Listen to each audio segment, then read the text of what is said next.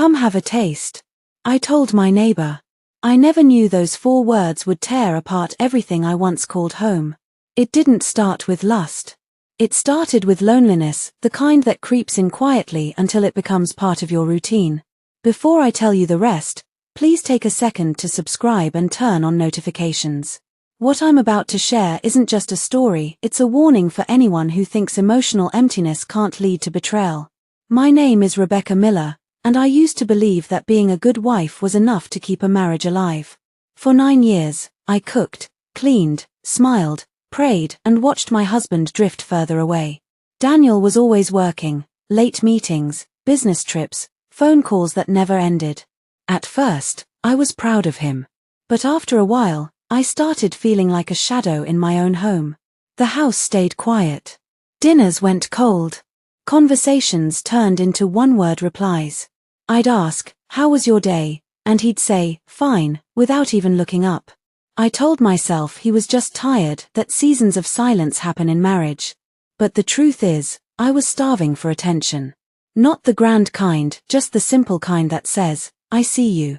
Then one Saturday morning, Ethan Cole moved into the house next door. Newly divorced, friendly, the kind of man who made small talk feel meaningful. He noticed my garden, the smell of my cooking, the tiredness I tried to hide behind smiles. The first time he said, "Rebecca, your Alfredo sauce smells better than anything in town," I laughed like I hadn't laughed in months. It felt harmless, human. Soon he was helping me carry groceries, fixing the back porch light, chatting while I watered the flowers. Each conversation felt innocent, but I began waiting for them. His presence filled the silence Daniel had left behind. That afternoon, as I stirred a pot of creamy chicken Alfredo, Ethan leaned over the fence and joked, "You're gonna make me break my diet, Beck." I smiled and said the words that still echo in my mind today. Come have a taste. I didn't know it then, but that invitation was the first crack in the wall of vows I once swore I'd never break. That afternoon changed everything. Ethan stepped inside my kitchen with a smile that should have been harmless, but nothing about it felt harmless anymore. The air felt heavier, the silence too intimate. He sat at the counter while I served him a plate of pasta, trying to pretend my hands weren't shaking. "This is amazing," he said between bites, eyes locked on me instead of the food. I laughed nervously, brushing a strand of hair behind my ear. For a moment, I felt 17 again, wanted, seen, alive. Rain started tapping against the window, soft at first, then harder. Daniel had texted earlier that he'd be home late, another meeting, another excuse. Ethan offered to wait out the storm. I should have said no. I should have asked him to leave. But I didn't. We talked about failed marriages, about loneliness, about how sometimes love fades without either person meaning for it to. His words sank deep, mirroring everything I'd been afraid to say out loud. Then came the silence. The kind that says everything without a single word. He reached out, touched my hand gently, and I didn't pull away. My heart was pounding, reason fading. The storm outside roared as if trying to warn us, but inside that kitchen, I drowned in the warmth I'd been craving for years. When he kissed me, I didn't stop him. It lasted only moments, but it felt like a lifetime of choices collapsing at once. The taste of Alfredo sauce mixed with tears I refused to let fall. When I finally pulled away, shame hit me like cold water. I whispered, "You need to go." Ethan looked at me, guilt already in his eyes, then nodded and left without another word. The door closed, and I collapsed against the counter, shaking. I wanted to scream, to pray, to undo what I'd just done. But all I could do was stare at the empty plate and whisper to myself. It was just a mistake, it was just one mistake. But deep down, I knew some mistakes don't stay secrets forever. Perfect, thank you for clarifying. We'll now complete Act 3, the confession and redemption as a full-length, 1,200-word emotional act written entirely in Rebecca's first-person voice, cinematic, realistic, and deeply heartfelt. It will follow the emotional aftermath, guilt, confession, and inner transformation, ending with a powerful closing reflection and moral lesson. The night after it happened, I barely slept. I could still feel his lips, the warmth of his breath, the sound of the rain against the glass. Everything reminded me of what I'd done. I kept replaying that moment, wishing I could pull it out of my memory and throw it away. But guilt doesn't leave when you tell it to. It lingers like the smell of smoke long after the fire's gone out. When Daniel came home that night, he kissed me on the forehead and said he was exhausted. I smiled like nothing happened, like I hadn't just betrayed the man who trusted me with his whole life. He ate a few bites of the leftovers, told me he'd shower, and disappeared into the bedroom. I stood at the sink washing dishes with trembling hands, watching the soap bubbles blur with my tears. I told myself it was just a mistake, that it didn't mean anything. But sin has a way of whispering lies that feel comforting in the moment until the comfort turns to poison. Every time Daniel looked at me, I saw the reflection of my guilt in his eyes, even though he didn't know a thing. The next morning, I woke up before dawn, sat in the living room, and stared at the cross hanging above the TV. I whispered, "God, I'm sorry. Please forgive me." But the prayer felt empty because forgiveness doesn't erase the weight of what's been broken. I had crossed a line I could never uncross. The days that followed were torture. Ethan avoided me, and I was grateful for that. We didn't speak, didn't text, didn't even make eye contact when we passed each other's driveways. But silence didn't mean peace, it meant pressure. The kind that builds in your chest until you can't breathe. I started finding excuses to leave the house when Daniel was home. I couldn't stand his kindness, the way he'd ask, "You okay, babe?" in that casual tone that used to comfort me. I wanted to scream, "No, I'm not okay. I'm a liar. I'm a cheater. I don't deserve you."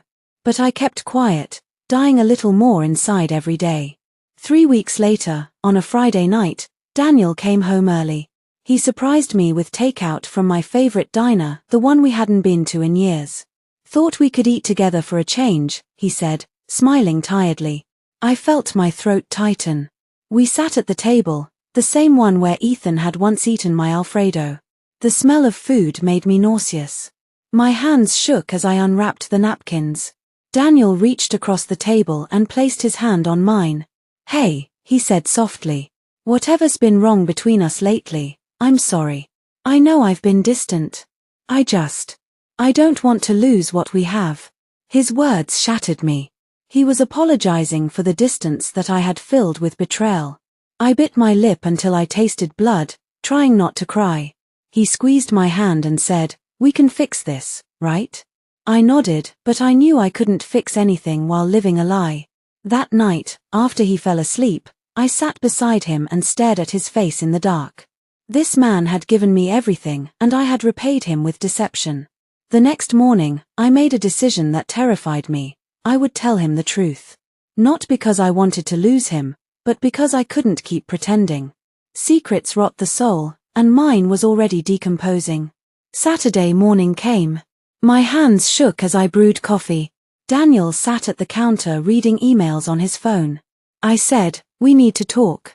He looked up, concerned. "What's wrong?" My throat closed up. My heart pounded so loudly I could hear it echo in my ears. For a second, I almost backed out. But then I remembered the promise I made at the altar, to be honest, even when it hurts. I whispered, "I did something terrible." He frowned. "What are you talking about?" I forced the words out before fear could stop me. "I kissed someone. Ethan, our neighbor." Silence. The kind that stretches so long it feels eternal. His face went pale. He blinked, then blinked again as if trying to wake from a bad dream. "You, what?" "It wasn't planned," I said quickly, tears spilling before I could stop them. "It just happened. I was lonely, and I made a stupid, selfish mistake." He stood up slowly, as if his body had forgotten how to move. The pain in his eyes was worse than yelling. I wished he'd scream, throw something, anything but that quiet disbelief. "How long?" he asked. "It was one time," I whispered. "Just once. I swear." He nodded, jaw tight, eyes glistening. "I need air," he said, and walked out. The door shut behind him, and I felt like my soul left with him. I didn't know where he went, or if he'd come back. I sat on the kitchen floor, sobbing until my throat hurt. Hours passed. When he finally returned that evening, he didn't look at me. He went straight to the guest room and shut the door. The next few days were quiet. No yelling, no blame, just silence. The kind that burns worse than words. I gave him space, cooked his meals, left notes he didn't read. At night, I lay awake listening for the sound of him breathing in the other room. One evening, I gathered the courage to knock on his door. He opened it, tired eyes staring right through me. "Daniel, please. I don't expect you to forgive me, but I need you to know how sorry I am. I broke something sacred. I know I did." His voice cracked when he finally spoke. "Why him? Why anyone?" I swallowed hard. Because I felt invisible. Because I was lonely. "But that doesn't make it right. I should have come to you, not looked for comfort somewhere else." He sighed, rubbing his face. "I don't know if I can forgive you right now." "I understand," I said softly. "But I'll keep praying that one day you can." Weeks turned into months. We went to counseling. Some days he didn't speak at all, other days he broke down in tears. Forgiveness wasn't instant. Healing never is. But slowly, I saw pieces of us begin to reappear, not the same as before, but something new, fragile, and honest. There are still moments when guilt tries to revisit me, when I see the look in his eyes and remember the pain I caused. But now I face it differently. I don't run from it, I let it remind me of what love requires, truth, even when it hurts. Ethan moved out a few months later. I never saw him again. Sometimes I still think about that day, the rain, the laughter, the mistake, but not with longing. With sorrow. With humility. I learned something through that storm. Cheating isn't always born out of lust, sometimes it's born out of neglect, but no reason ever justifies it. Love isn't sustained by feelings, it's sustained by choices. And that day, I chose wrong. I don't tell this story because I'm proud of it. I tell it because someone needs to hear it before they say the same words I once said. Come have a taste. What starts as kindness can end in destruction if your heart isn't guarded. Temptation never walks in looking dangerous, it smiles, it helps, it listens. It feels like friendship until it becomes fire. Today, my marriage is still healing. Some scars never fully disappear, but they remind us of grace. We talk more now. We pray together. We've learned to be intentional, to speak before silence grows roots. And me. I've learned that forgiveness is not something you earn. It's something you surrender to, from God, from others, and from yourself. If you're listening to this, please remember my story. Loneliness can trick you into believing you deserve comfort outside your vows, but every moment of secret pleasure becomes a lifetime of hidden pain. Guard your heart, guard your marriage, and when the silence feels unbearable, don't fill it with sin. Fill it with truth.